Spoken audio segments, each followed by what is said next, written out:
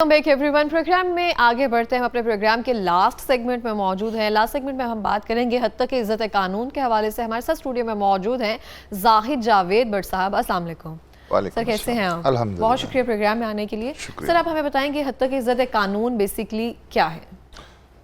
हद तक के इज्जत कानून ये है कि कोई भी एक शख्स किसी दूसरे शख्स के खिलाफ अगर कोई झूठा बयान देता है, उसके खिलाफ या कोई तहरीर उसके खिलाफ लिख देता है किसी दूसरे शख्स के खिलाफ, या तीसरा वो कोई मीडिया पे बयान आ जाता है उसका, तो वो उसके अगर शोहरत को नुकसान पहुंचता है और वो बयान झूठा है तो उसको हद तक इज्जत कहते हैं। वो जो दूसरा शख्स है, मुतासरा शख्स जिसकी हद तक इज्जत होती है, वो फिर उसको कोर्ट में या डेफर्मेशन के सिलसिले में जी वो liable to defamation in civil court and also in criminal court. सही हो गया। तो इसका कानून क्या है और उसकी सजा क्या है और ये किन लोगों पर? 1866 में बेसिकली अंग्रेज ने ही ये कानून बनाया था। पाकिस्तान पीनल कोड के सेक्शन 500 भी है और 499 भी है। 500 में इसको एलेबोरेट किया गया है कि अगर आपके खिलाफ कोई झूठा बयान देता है, बेसिकली इसका इंग्रेडिएंट है झूठा बयान किसी दूसरे शख्स के खिलाफ, और वो दूसरा शख्स उसकी शख्सियत को, जो उसकी फेम को, उसकी शोहरत को नुकसान पहुंचता है, तो वो शख्स सिविल कोर्ट में भी जा सकता है डैमेजेस के लिए, और क्रिमिनल कोर्ट में एडिशनल सेशन जज की या सेशन जज की अदालत में बतौर डेफर्मेशन वो वहाँ पे क्लेम कर सकता है। मगर इन दोनों का जो क्लेम होता है वो नकदी की सूरत में होता है, पैसे की सूरत में होता है। आप अपनी शख्सियत को बना के, बेस बना के बताते हैं कि मेरी इतनी शोहरत को, मेरी मेंटल टॉर्चर हुआ है, मेरी सेहत भी उससे मुतासर हुई है और मेरी शोहरत को नुकसान पहुंचा है, तो लोग लाखों में, करोड़ों में, बहुत 25, 30, 50, 60 करोड़ के मतलब लोग दावे करते हैं। तो किस किस्म का कंटेंट जो है, जैसे कि आपने कहा ना, बहुत सारे लोग जिसके बारे में बात कर देते हैं, लिख भी देते हैं, या बहुत सारे लोग वर्बली कह देते हैं जी, तो किस किस्म का कंटेंट जो है वो हद तक इज्जत के जुमरे में आता है? देखिए, पहली मैंने बात बताई है कि कोई भी झूठी स्टेटमेंट, बेसिकली जो लिखा हुआ डेफर्मेशन का, वो है एक झूठी स्टेटमेंट जो कोई किसी दूसरे के खिलाफ अगर देता है और उससे उसकी शोहरत को नुकसान पहुंचता है। जैसे कोई बहुत अच्छा डॉक्टर है, आप किसी डॉक्टर के खिलाफ कोई ऐसी तहरीर लिख देते हैं, ये रिटन भी है और वर्बली भी है।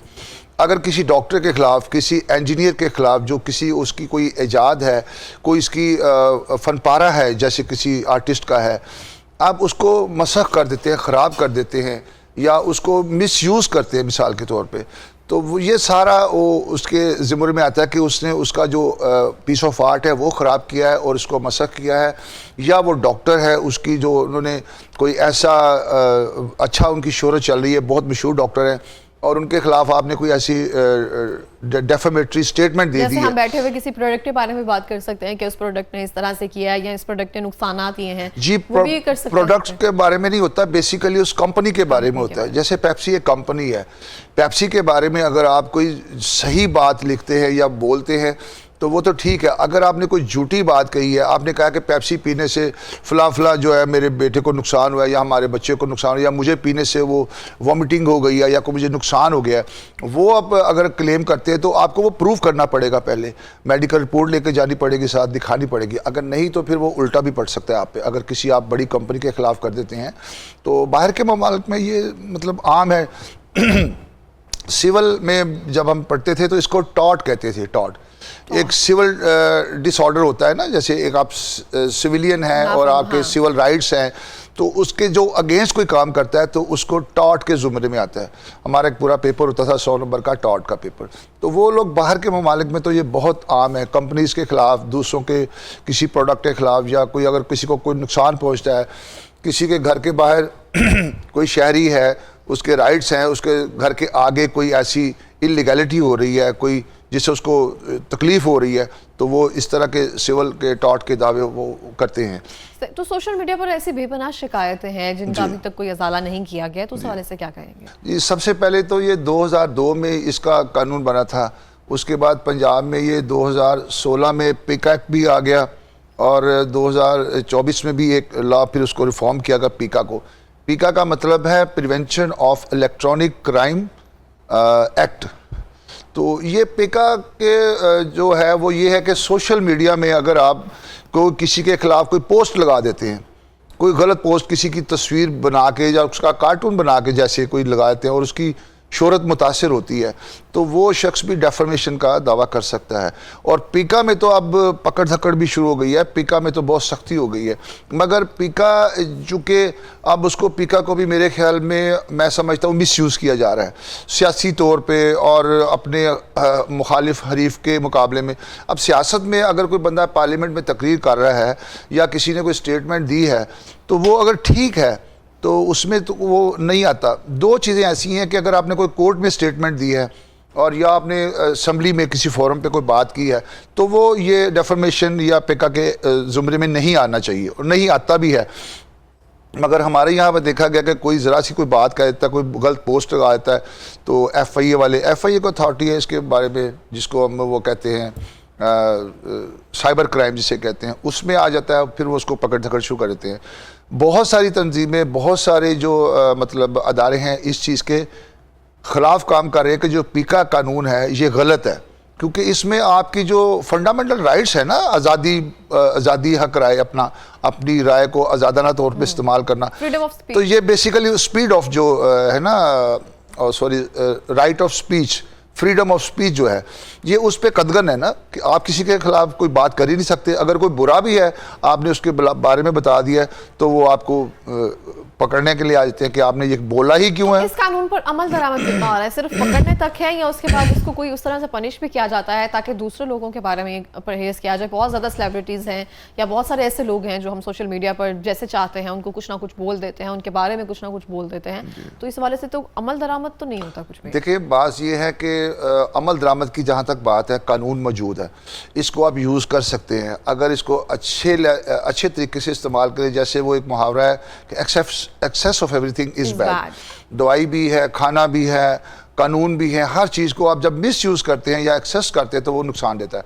अब अगर किसी सेलिब्रिटी के ख़िलाफ़ कोई बात हो गई है या किसी ने कोई डेफेमेटरी स्पीच कर दिया या कोई राइटिंग में आ गया है और या कोई गलत पोस्ट लगा दी तो वो अपना वो राइट इस्तेमाल कर सकता है, वो उसके खिलाफ डेफर्मेशन में भी जा सकता है और उस पर डैमेजेस भी कर सकता है।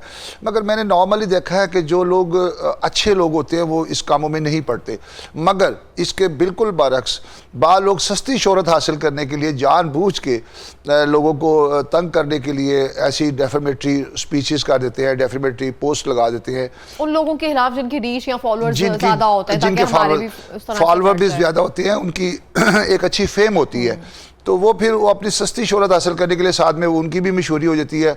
बाद में होता कुछ भी नहीं है, बाद में सुलह वगैरह हो जाती है, अगर कोर्ट में भी जाते हैं डेफर्मेशन में। आपने देखा होगा अक्सर प्राइम मिनिस्टर साहब ने प्राइम मिनिस्टर के खिलाफ किसी ने बोल दिया, उन्होंने डेफर्मेशन का कर दिया, और किसी कंपनी के खिलाफ हो गया उन्होंने डेफर्मेशन कर दिया, बाद में ये उसको पैचअप करवा देते हैं, बाद में अफवाम व तफहीम के साथ बैठ के ये मामला हल कर लेते हैं। बाहर के ममालिक में, यूरोप में और अमेरिका में हमने देखा है कि वहाँ पे जो प्रैक्टिस है ना इस तरह के कवानीन की, वहाँ होता ये है कि आपने अगर किसी बड़ी कंपनी के ख़िलाफ़ कोई दावा कर दिया डेफर्मेशन का या डैमेजेस का, तो वो आपको मौका देते हैं कि जो जिसकी डेफर्मेशन हुई है ना, जो एक तो डिफेंडेंट होता है ना, एक प्लेंटिफ होता है, प्लेंटिफ की अगर वाकई डेफर्मेशन हुई है तो या उसको नुकसान पहुँचा है, उससे डैमेजेस क्लेम किए हैं, तो वो उसको राइट होता है कि वो उस कंपनी के साथ बैठ के नेगोशिएशन करता है और उसके साथ जो भी कोई डैमेजेस का कंपनसेशन होती है वो उसको पे करता है। फिर वो आगे कोर्ट में बयान देता है, जी हमारा आपस में पैचअप हो गया, मैंने इनको छोड़ दिया, तो वो हो जाता है। वहाँ पे नॉर्मली प्रैक्टिस ही यही है कि लॉयर्स उनका दोनों का आपस में कॉम्प्रोमाइज़ करवा देते हैं और उनका ले दे के मामला हल हो जाता है। ज़बरदस्त हो गया। लास्ट मिनट में कोई पैगाम देना चाहेंगे? पैगाम यही है कि आपको पता है जो डेफर्मेशन एक तो कानून है, पाकिस्तान में भी है, सारी दुनिया में भी है, मगर हमारे इस्लाम में किसी के ख़िलाफ़ झूठा कोई बात करना चुगली के ज़ुमरे में आता है। या नबी पाक सल्लल्लाहु अलैहि वसल्लम से एक सहाबा कराम ने पूछा, या रसूलुल्लाह सल्लल्लाहु अलैहि वसल्लम चुगली क्या है? फरमाया अगर कोई किसी की पीठ पीछे, यानी कि वो मौजूद नहीं है महफिल में और उसके ख़िलाफ़ कोई बात करता है या बुराई उसकी करता है तो वो चुगली के ज़ुमरे में आता है। सहाबा कराम ने पूछा, या रसूलुल्लाह सल्लल्लाहु अलैहि वसल्लम अगर वो बुराई और वो बुरी आदत उस शख्स में मौजूद हो और उसका जिक्र किया जाए, फरमाया अगर है तो वो चुगली है, अगर नहीं है तो वो तो बहतान है, और बहतान चुगली से भी बड़ा गुनाह है। तो 1400 साल पहले हमारे नबी पाक सल्लल्लाहु अलैहि वसल्लम ने अल्लाह पाक ने पहले ही मुर्दार भाई का इससे गोश्त मना खाने मना से। फरमा दिया, क्योंकि चुगली करना मुर्दा भाई का गोश्त खाने के बराबर या है। गीबत करना, जो चीज गीबत उसमें करना। मौजूद ना हो, ये उसके ये बारे में वही है, बात ये वही करना। डेफर्मेशन है। किसी के खिलाफ अगर आप गलत बात करते हैं, झूठा बयान देते हैं, तो वो गीबत में आता है और डेफर्मेशन में आता है। बिल्कुल, इस तरह से बहुत शुक्रिया प्रोग्राम में आने के लिए। और इसी के साथ जाते हुए मैं भी यही कहना चाहती हूँ कि कुछ भी बोलने से पहले सोचा जाए, किसी के सोचा बारे में बोलने से पहले भी सोचा जाए। कौन सी चीज़ जो है वो आपके अगेंस्ट यूज़ हो जाएगी तो ये कुछ नहीं कहा जा सकता। जब हम बात करते हैं तो हमें ख्याल रखना चाहिए किसी के सेंटिमेंट्स जो हैं वो हर्ट ना हो। और बहुत सारी चीज़ों में हम अपने आप को सुपीरियर मान लेते हैं, तो वो हमारे लफ्ज़ों की सूरत में वो चीज़ें ज़ाहिर हो रही होती हैं। तो जो आपके अंदर होता है वही लफ्ज़ों की सूरत में बाहर आता है।